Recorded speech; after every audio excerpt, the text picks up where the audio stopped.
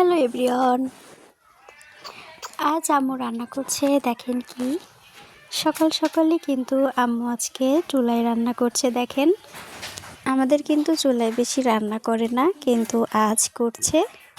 দেখেন প্রথমেই কিন্তু এই পুঁটি মাছগুলো আম্মু ভেজে নিচ্ছিল।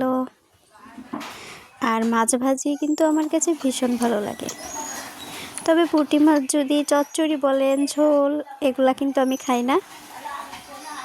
পুঁটি মাছ শুধুই হবে ভাজি, তাহলে খাই।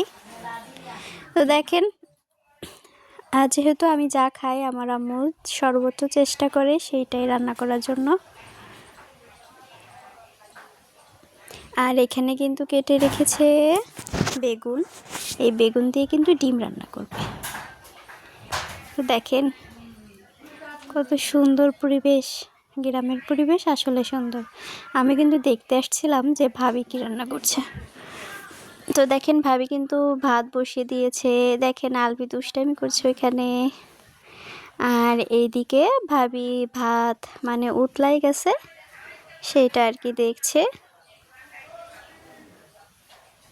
ভাবি কিন্তু এইটার পরে তরকারি রান্না করবে। দেখেন পেঁয়াজ, রসুন, মরিচ সব কিছু খুবই সুন্দর করে কেটে নিচ্ছে।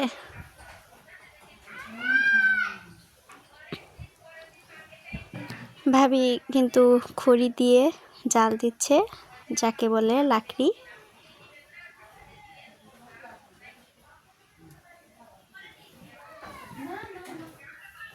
আর ভাবির রান্না তো অনেক মজা, আপনারা তো সেটা জানেন।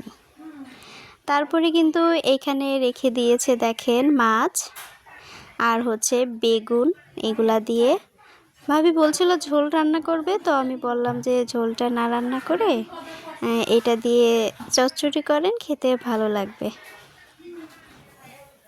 আমি যা খাই না কেন সেটা কিন্তু টেস্ট করে খাওয়ার চেষ্টা করি।